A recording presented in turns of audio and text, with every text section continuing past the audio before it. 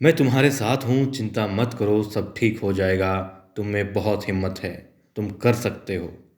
ये कहना कितना प्रभावशाली हो सकता है, इसका क्या प्रभाव पड़ता है एक इंसान के जीवन पर, उसके आंसुओं पर, उसके मुस्कुराहट पर, ये हमने कल देखा। कल पुण्यश्लोक इलेवन शो में हमने देखा कि देवी अहिल्या युवराज और पार्वती को एक दूसरे का होते हुए देख रही होती है।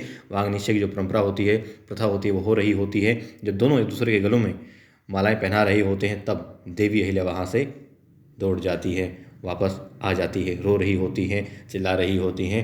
अंदर से जो टूट रही थी, जो दिल दुखी था, वो आंसुओं का सैलाब बनकर बह रहा होता है।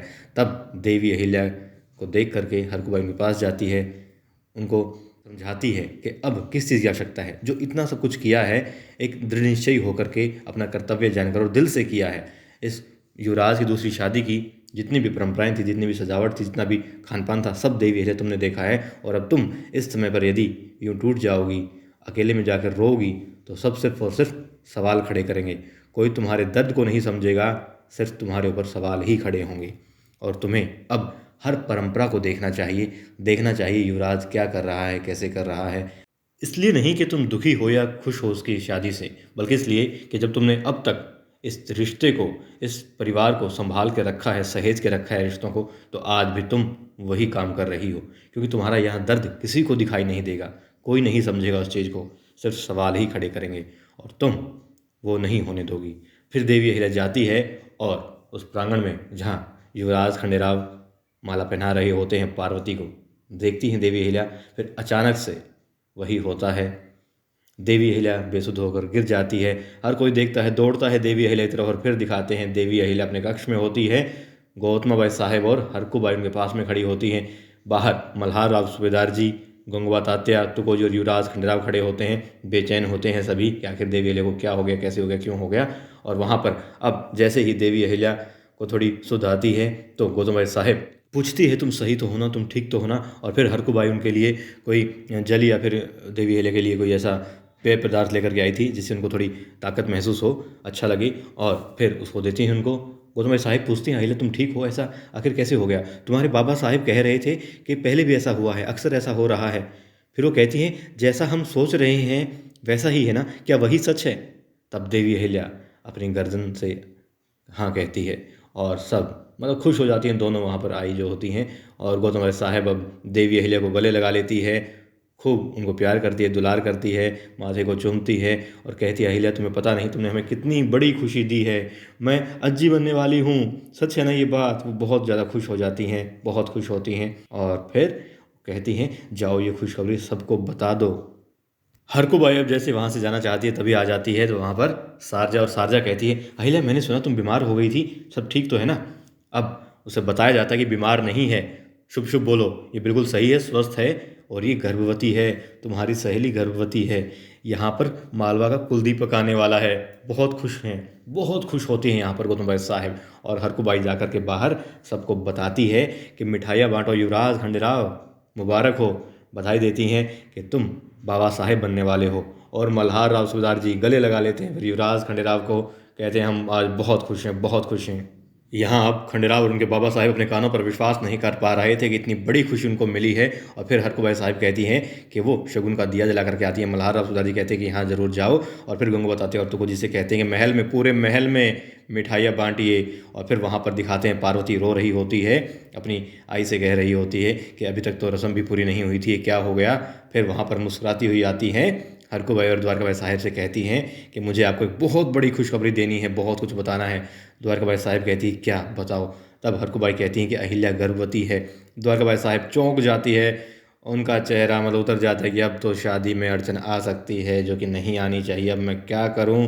उन्हें लगता है कि बस अब जो किए किराए पर जो है पानी फिर सकता है। देवी अहिल्या मतलब एन मौके पर कुछ ना कुछ ऐसा कर जाती हैं जिससे देवी अहिल्या जीत जाती है, ऐसा वो महसूस करती हैं, यहाँ पर सोच रही होती हैं।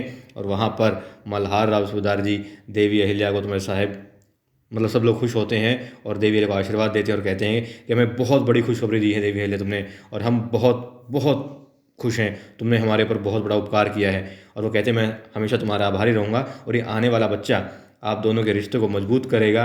अब देवी उदास हो जाती हैं, खंडेराव भी देख रहे होते हैं, और गौतम साहिब कहती हैं, अरे कैसी बातें कर रहे हैं आप, मिठाइयाँ बांटिए, पूरे महल में खुशियाँ मनाइए, खुशियों का मिठाई खाइए।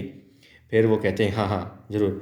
और अब वो दोनों देवी अहिल्या और युवराज को अकेला छोड़ देते हैं। युवराज खंडेराव और देवी अहिल्या एक दूसरे के सामने होते हैं। और फिर क्या होता है, देवी अहिल्या को गले लगाते हैं, उनको चूमते हैं, उनके हाथ को चूमते हैं युवराज खंडेराव, कहते हैं हम बहुत खुश हैं, बहुत खुश हैं, हमें तो विश्वास ही नहीं हो रहा है कि हम बाबा साहेब बनने वाले हैं। अहिल्या हम बहुत खुश हैं।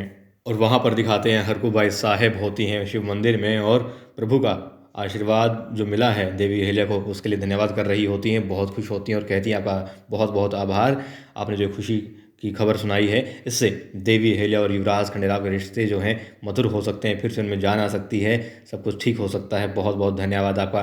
तभी सारजा आती है और कहती है कि कमाल की बात है, मुझे यकीन नहीं होता कि 4 दिन बाद भी जब ये खबर मिली सामने आई, गौतम भाई साहब फिर भी उतना ही खुश हैं। मतलब बहुत अच्छा लगा वाकई में। मुझे नहीं लगता था कि देवी अहिल्या की ये बात जब उनको इतने दिनों बाद पता लगेगी तब भी वो इस तरीके से इतनी ही खुशी जताएंगी। अब हरकूबाई कहती है क्या अहिल्या को पहले से पता था इस बारे में? तब वो कहती है कि हाँ। फिर वो कहती है पूरी बात बताओ। अब सारजा पूरी बात बताती है और फिर कहती है कि ठीक है, ये बात हरकूबाई कहती है ये बात किसी के सामने नहीं आनी चाहिए। वो कहती है मैं सोचती थी, मुझे पता है कि देवी अहिल्या अपने बारे में सोचती नहीं है बिल्कुल भी, सिर्फ लोगों के बारे में सोचती है, मगर वो इतना इतना सोचती है लोगों के, दूसरों के बारे में, अपने बारे में नहीं सोचती बिल्कुल भी, ये पता नहीं था। फिर वो कहती हैं कि जाओ सारजा, पूरे गाँव में सबको बता दो और ये बात ध्यान रखना किसी को भी नहीं पता चलनी चाहिए। ये मानो कि देवी अहिल्या को भी आज ही पता लगा है, तुम्हें भी आज ही पता लगा है इस खुशखबर के बारे में, क्योंकि यदि ये खुशखबर पहले से देवी अहिल्या जानती है तो ना जाने क्या होगा। गौतम भाई साहब इस बात को किस तरीके से लेंगी, वो मतलब उनकी हो सकता है संदेह करे अभी देवी अहिल्या की जो सोच थी, जो विचार था, जो त्याग था उसके ऊपर, और मैं नहीं चाहती उनके बलिदान पर फिर से कोई प्रश्न चिन्ह लगाए, तो हो सकता है यहाँ पर बना बनाया जो काम है वो बिगड़ जाए। तो ये मानो कि आज ही तुम्हें पता लगा है, आज ही देवी अहिल्या को पता लगा है, और बस ठीक है अब जाओ, आज ही तुम्हें पता लगी है, इसी तरीके से पूरे गांव में बता दो ये खुशखबर।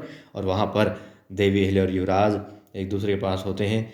देवी अहिल्या के सामने युवराज कहते हैं मैं बहुत खुश हूँ, कभी मतलब अपनी खुशी का इजहार करते हैं, कभी देवी अहिल्या के माथे को चूम के, कभी हाथ को चूम के, और कभी उनको गले लगा करके, और कहते हैं कि मैं बाबा साहेब बनने जा रहा हूँ, मैं बहुत खुश हूँ अहिल्या, महसूस करते हैं उस पल को। वो कहते हैं तुम मेरी सबसे अच्छी दोस्त, मेरा पहला प्यार, मेरी पत्नी और मेरे बच्चे की माँ, तुम अहिल्या।